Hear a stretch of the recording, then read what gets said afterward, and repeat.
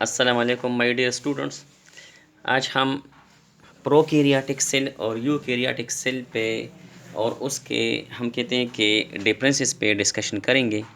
आज का लेक्चर इसी मुनासिब से है कि प्रोकैरियोटिक सेल किसे कहते हैं और यूकैरियोटिक सेल जो है वो किसे कहते हैं। प्रोकैरियोटिक सेल, प्रो का मतलब है बिफोर और कैरियन का मतलब है न्यूक्लियस, यानी बिफोर न्यूक्लियस, इसका लफ्ज़ी मतलब होगा बिफोर न्यूक्लियस। और यूकैरियोटिक सेल, तो इसका मतलब है कि यू का मतलब है ट्रू और कैरियन का मतलब है न्यूक्लियस, यानी ट्रू न्यूक्लियस। तो इसका ये मतलब निकलता है कि इसमें ट्रू न्यूक्लियस होगा और इसमें ट्रू न्यूक्लियस नहीं होगा। हाँ, अलबत्ता इसमें न्यूक्लियर मटीरियल जो है जिसको हम कहते हैं क्रोमोसोम, ये मौजूद होंगे।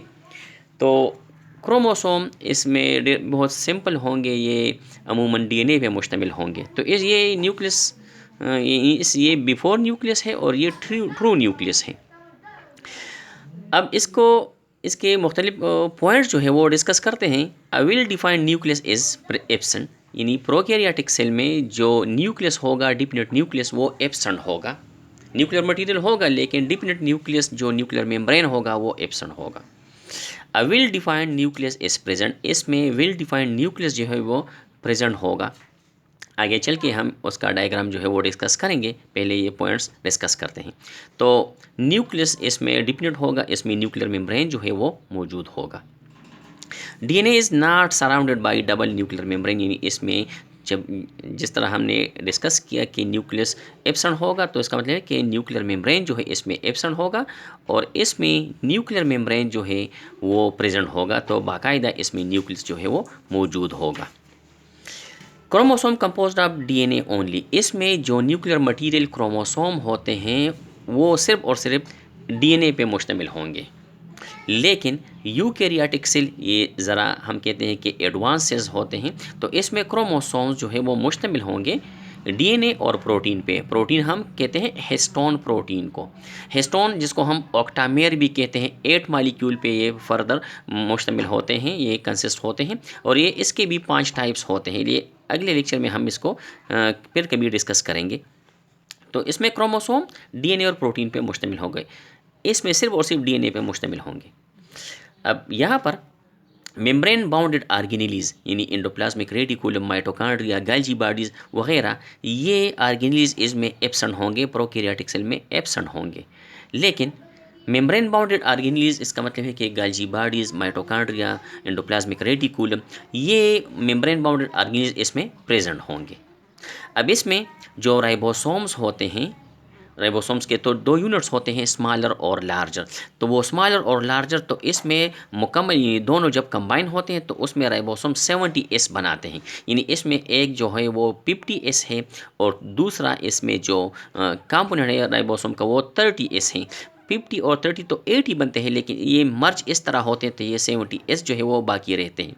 तो इसमें राइबोसोम 70S होंगे और इसमें राइबोसोम जो है ये 80S होंगे। यानी इसमें बड़ा यूनिट जो है वो 60S होगा और छोटा यूनिट जो है वो 40S होगा।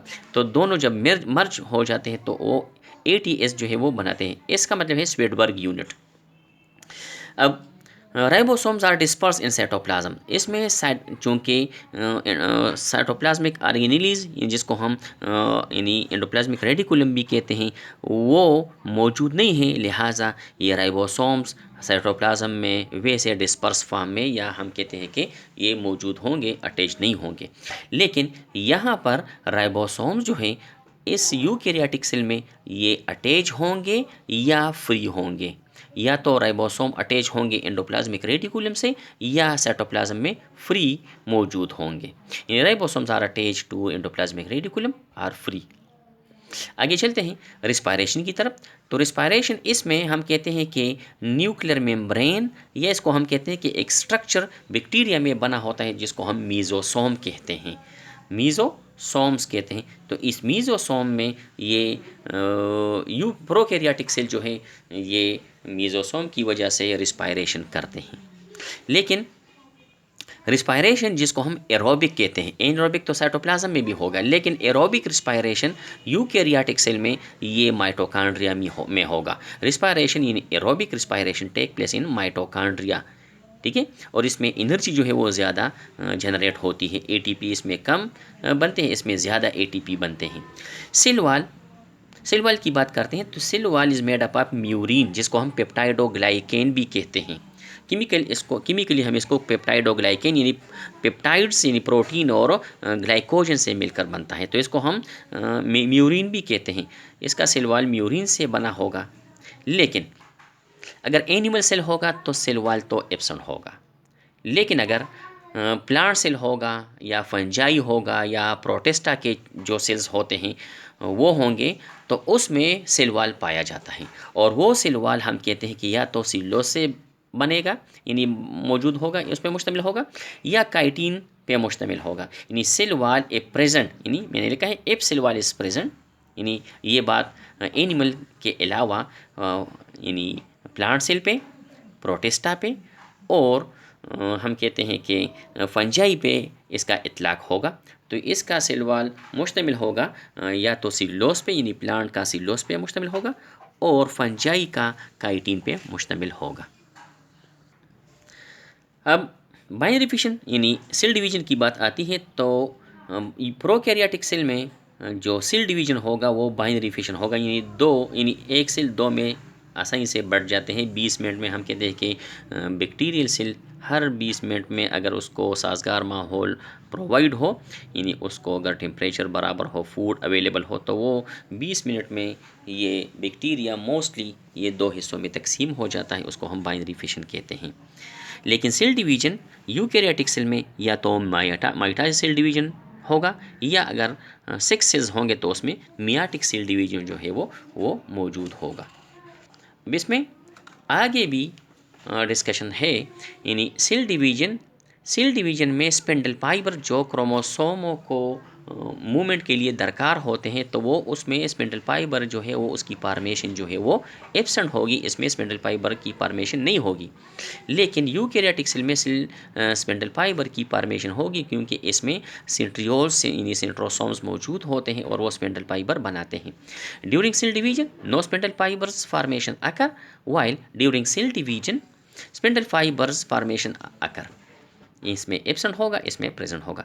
अब यहाँ पर साइटोस्केलेटन, जिसको हम साइटोप्लाज्मिक नेटवर्क भी कहते हैं, स्केलेटन भी कहते हैं साइटोप्लाज्म, तो उसको हम कहते हैं साइटोस्केलेटन इज एब्सेंट। लेकिन यहाँ पर यूकैरियोटिक सेल में साइटोस्केलेटन जो है वो प्रेजेंट होगा। अब जो ऑर्गेनिज्म प्रोकैरियोटिक सेल पे मुश्तमिल होंगे तो उसको हम प्रोकैरियोट्स कहते हैं। तो वो सेल जो है यानी प्रोकैरियोटिक सेल बहुत सादा होंगे और ज़्यादातर यूनिसेलुलर ऑर्गेनिज्म में इस किस्म के सेल जो है वो पाए जाते हैं, यानी हम कहते हैं कि यूनिसेलुलर ऑर्गेनिज्म इस किस्म के सेल पे मुश्तमिल होगा। लेकिन यूकैरियोटिक सेल जो है वो सेल ज़रा कम्प्लेक्स होते हैं, क्योंकि उसमें मुख्तलिफ़ किस्म के ऑर्गेनीज प्रेजेंट होते हैं, तो वो उसकी जो हम कहते हैं कि मुख्तलिफ़ किस्म के ऑर्गेनीज मौजूद होते हैं, तो हर एक का अपना अपना एक रोल होगा, तो वो कम्प्लेक्स होगा। तो ये प्लांट और प्लांट लाइक ऑर्गेनिज्म मतलब फंजाई, प्रोटिस्टा और ख़ासकर एनिमल में इस किस्म के सेल्स जो है वो पाए जाते हैं और मल्टीसेलुलर ऑर्गेनिज्म में ये सेल पाए जाते हैं। इसमें एग्जाम्पल होगा बैक्टीरिया, साइनोबैक्टीरिया यानी किंगडम मोनेरा जो है, किंगडम मोनेरा में जितने भी ऑर्गेनिज्म हैं तकरीबन वो प्रोकैरियोटिक होंगे। अब यहाँ पर कि जो 4 किंगडम बाकी रहते हैं, किंगडम प्लांटी, एनिमेलिया, फंजाई और प्रोटिस्टा, इसके जितने भी ऑर्गेनिज्म हैं वो यूकैरियोटिक सेल पे मुश्तमिल होंगे। अब इसका ये बैक्टीरियल सेल है और ये एनिमल सेल हमने ड्रा किया है। लेकिन सेल वॉल की जब हम बात कर रहे थे कि सेल वॉल अगर प्रेजेंट होगा तो वो हम कहते हैं कि या तो सिल्लोस से बना होगा या काइटिन से बना होगा। और ये सेल वॉल जो है ये तो मैंने यहाँ पर जो है वो रिमूव किया है। अगर सेल वॉल मौजूद होगा तो वो तो या तो प्लांट सेल होगा या फंगस का सेल होगा या प्रोटिस्टा का होगा। लेकिन एनिमल सेल इस सेल वॉल से मुबर्रा होंगे, यानी इसमें ये सेल वॉल मौजूद नहीं होगा। तो ये मुख्तलिफ़ किस्म के ऑर्गेनीज इसमें मौजूद हैं। इसमें ज़्यादा ऑर्गेनीज हैं, जिस तरह हमने डिस्कशन किया इसमें ऑर्गेनीज कम है। इसमें डीएनए है, इसमें क्रोमोसोम जो है डीएनए और प्रोटीन पे मुश्तमिल होते हैं। ठीक है, तो इस तरह ये इसके डायग्राम वाज़ेह तौर पर दिखाई देते हैं। नेक्स्ट लेक्चर के लिए हमें इजाज़त दीजिए। अल्लाह हाफिज़।